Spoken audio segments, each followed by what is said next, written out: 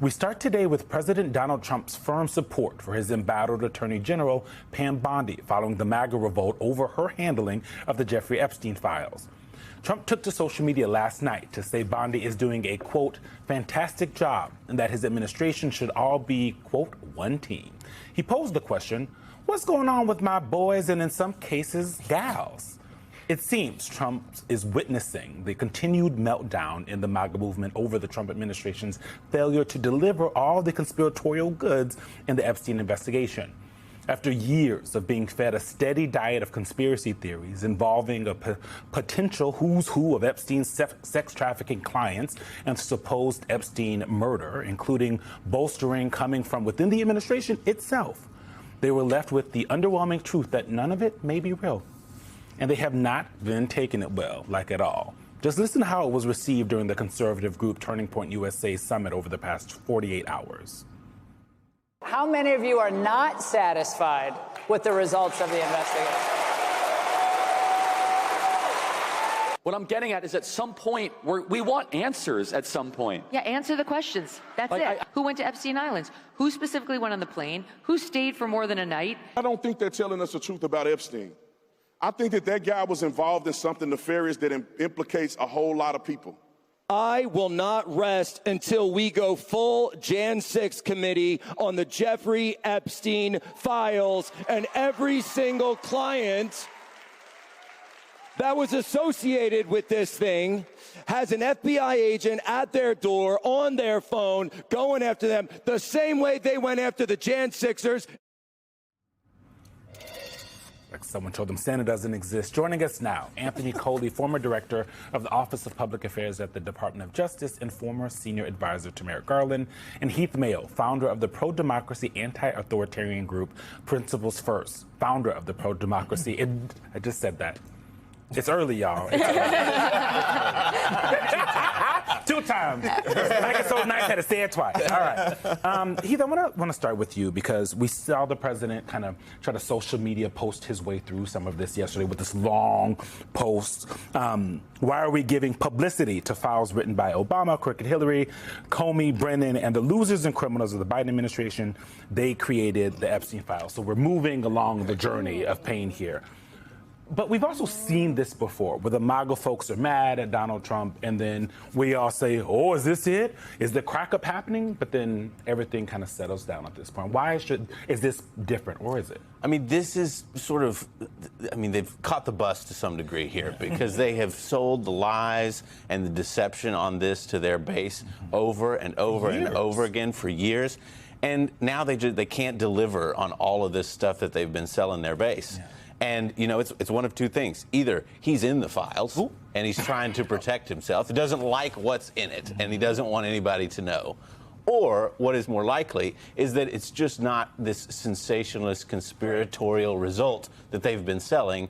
And there's nothing there to sell anymore. Because if it was as bad for Donald Trump as folks want it to be, why would Joe Biden and the Democrats keep it secret? But after promising so much to release just a meager memo, that's just not enough. Memo. It's just not satisfying the base at this point. Right. Look at the things that they said. They said February 21st, Bondi said, Epstein's client list is sitting on my desk.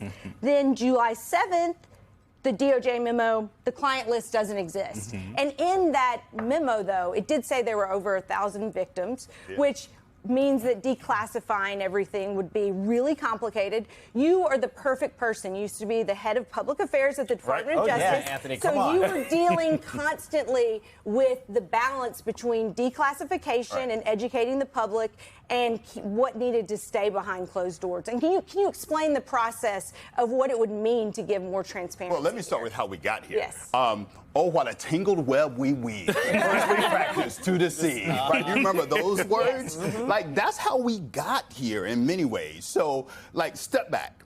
The facts.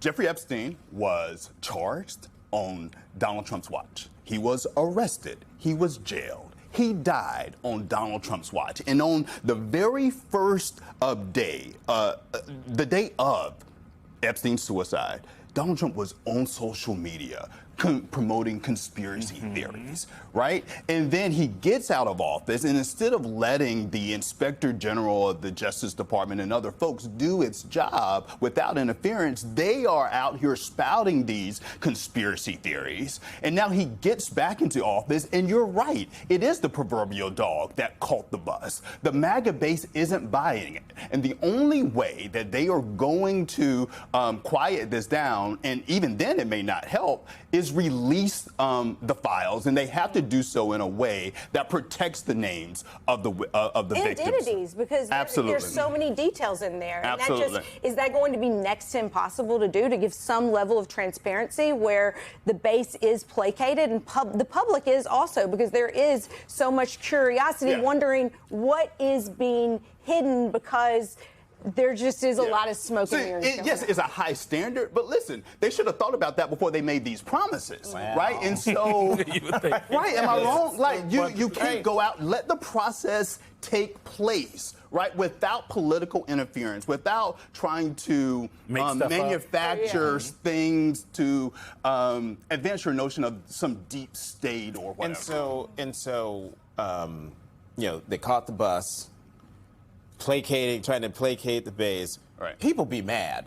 Watch what happened when Steve Bannon talked to somebody about their feelings about what's happening with the Epstein situation. For this to go away, you're going to lose 10% of the MAGA movement. If we lose 10% of the MAGA movement right now, we're going to lose 40 seats in 26. We're going to lose the president. They don't even have to steal it, which they're going to try to do in 28, because they're going to sit there and they've disheartened the hardest core populist nationalists that's always been who governs us. Okay, so that wasn't it. This is it. What I wanted to play.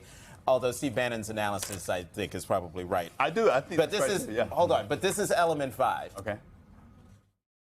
Do you believe that DOJ and FBI right now, with the guys who are all close to Pam Bondi, Dan Bongino, Kash Patel, do you think they have any credibility left to pursue this? No, and I'll tell you exactly why, Steve. Because in 2016, we trusted the plan with Trump. But now Trump has become the deep state. The exact thing we voted him in. Why do you say he's become the deep state? What is more deep state than covering up for pedophiles? Why would you go to that island? Why? Tell me, why would you go to that island? Why would you go on the plane? I mean, he has become the deep state.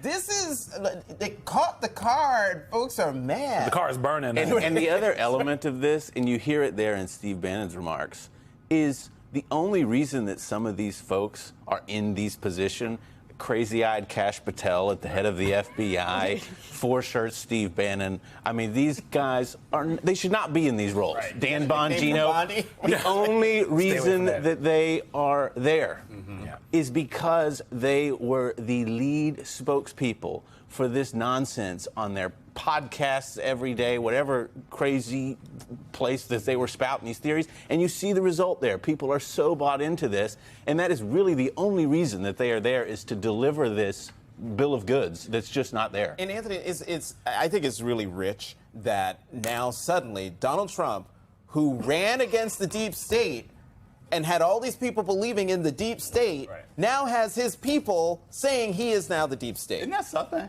Yeah. It's because when you create this idea that something's happening that no one was really talking about, now all of a sudden they're jumping into it. So I do think there was some element of truth to the prior clip you played about Steve Bannon and the politics of this. The politics. Right. When you think about the universe of Trump supporters, I'm going to oversimplify it, but you basically have people who, non-MAGA supporters, who voted for Trump on issues, right? Economy, immigration, they voted for Trump because they didn't like Kamala Harris, right? You've got that set of people. But then on the other side, you've got these hardcore MAGA, like they are ride or die, or they were ride or die, right? They believe everything Trump says about Obama and birtherism. They believe the big lie. On this one, it's different because Trump himself was implicated, right? This all happened on his watch. And so Bannon if the MAGA stays home, in these midterms, if MAGA,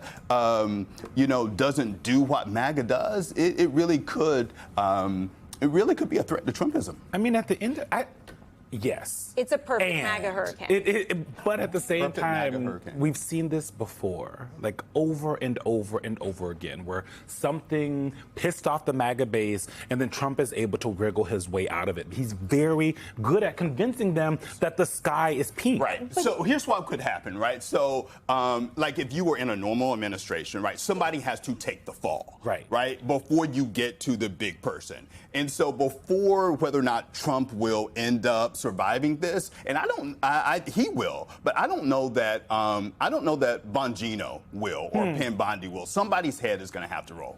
Well, they haven't satisfied. They haven't satisfied what the base needs. They want something. They've got to throw out some raw meat. And there's, for right now, nothing that they can throw the base. And so are they just going to get completely caught up? Because it is a perfect storm in that, look at Pizzagate. From Pizzagate until here, there's a through line of obsession with pedophilia, getting other people, getting Democrats who are pedophiles. So they say this is the big conspiratorial lie. But look, now they can't. They have nothing to give. And there's something, it says something about the party that Donald Trump has created and the politics of that party, that of all the lies that this guy has told his supporters, that he was going to lower consumer prices, but then he raised tariffs, that he was going to take us out of conflicts in the Middle East, but then he's entering us into them. All of these lies. This one, this one is the one that is causing the problems. I don't know what the American people are going to think about this. Can we put up element 2 again? Because this is what Elise was talking about, the shifting stances. February 21st, Bondi says the client list is on her desk. 17th, the DOJ memo says there ain't no client list. But check out July 12th, which was yesterday. Yep. Trump. There are Epstein files, but they were written by Obama, Clinton, and Biden. This, to me, is the biggest tell. Why is Trump injecting himself in this and hurling and going to his tried and true distraction method, which is saying it's Obama's fault, it's Biden's fault, it's Clinton's fault, it's everyone else's fault but mine, which makes me think, and I would love to hear from Anthony, because you've got that look on your face, why shouldn't I think, and why should the American people think, that there is a there, given what the president just said? Wrote. Yeah, so listen, the fact that he's thrown out these names of Clinton and Obama, it is the classic tale. The fact of the matter is that when you look at the investigation of this, it was done, comprehensive investigation, by the nonpartisan DOJ Inspector General, Michael Horowitz. Now, what's so interesting about Michael Horowitz, and Heath, you know this, is that you remember maybe 4 months ago, there was this mass firing of inspectors general across the country. Donald Trump kept Michael Horowitz as the Inspector General of the Justice Department. And so if he was so upset about the investigation that Michael Horowitz did, why didn't he fire Michael Horowitz? Ooh, Anthony, you might have just gotten Michael Horowitz fired. Michael Horowitz. But good point. Very, very good point. What do you know?